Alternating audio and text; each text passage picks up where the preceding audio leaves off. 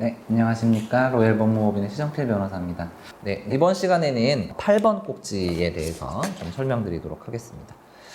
8번 꼭지는 전월세 자금 지원이라고 되어 있어요.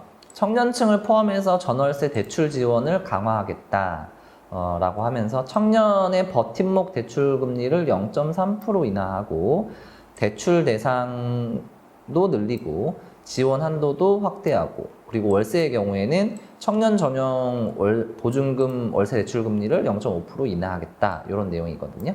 그러니까 전월세 대출 지원이 지금까지 청년 측에서 있어 왔어요. 은행에 가시면은 이제 버팀목 대출 금리라고 하거나 아니면은 신청하면 받을 수 있는 이 금리가 있었는데, 청년에게 전월세를 조금 지원한다는 의미에서 대상도, 그러니까 범위도 늘리고 금리도 인하했다, 이렇게 보시면 될 것 같습니다.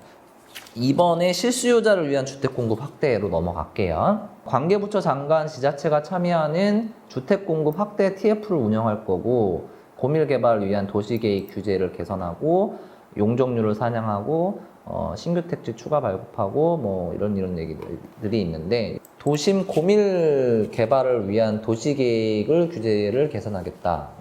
그 도시는 여러 제한이 있어요. 마음대로 건축을 할 수 있는 게 아니라, 우리나라의 전체 이제 국토 개발하고 계획하고 이용하는 거는 제일 상위 이제 있는 법령이 국토의 계획 및 이용에 관한 법률이라고 보시면 되고, 그거와 관련해 가지고 이제 도시군 계획 결정 및 구조 설치 관한 기준이 있다, 이렇게 보시면 될 것 같거든요. 이 국토의 계획 및 이용에 관한 법률에는 다양한 규제들이 있어요. 그 중에서도 도심 고밀 개발이라고 한다면 높이 제한도 있고요. 여러 가지 제한들이 있을 수 있거든요.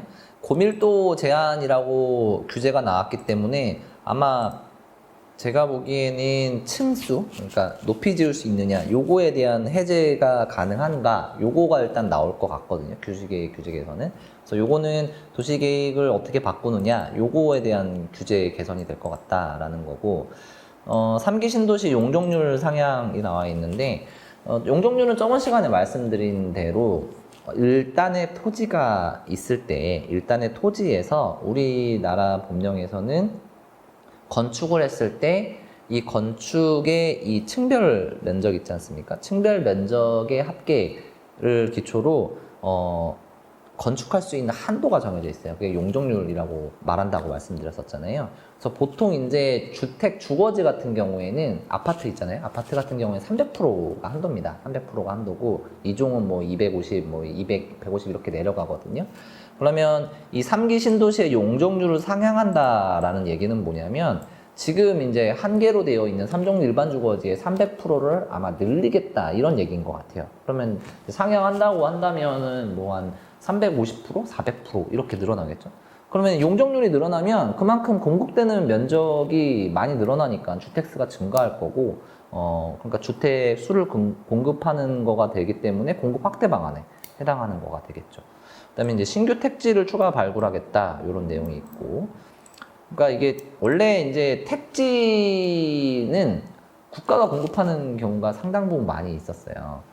택촉법이라고 해가지고 택지를 지정해서 이제 국가가 발굴해가지고 민간에게 불화하거나 LH에 불화해가지고 이제 주택으로 건설하고 이런 경우들이 많았는데, 그게 한번 폐지됐었거든요.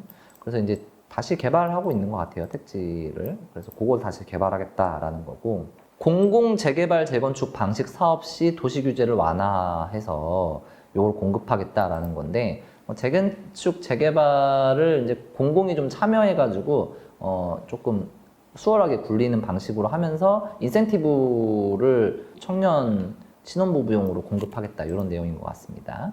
도심 내 공실, 상가, 오피스 등 활용인데, 도심 내에 이제 공실이 발생한 상가를 이제 오피스텔로 바꿔가지고 이제 건축을 좀 인센티브를 주겠다, 이런 내용인 것 같아요. 요거는 이제 공급 확대 방안이긴 한데, 구체적인 방안이 나와봐야 이제 계략적으로 잡힐 것 같아요. 이제 여기를 제가 보면서 느끼는 거는, 도심을 어떻게 개발할 것인가에 대한 내용들이 좀 많죠.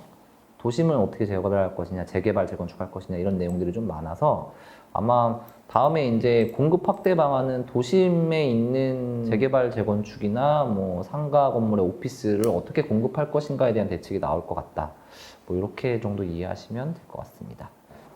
네, 지금까지 로얄 법무법인의 최정필 변호사였습니다. 감사합니다.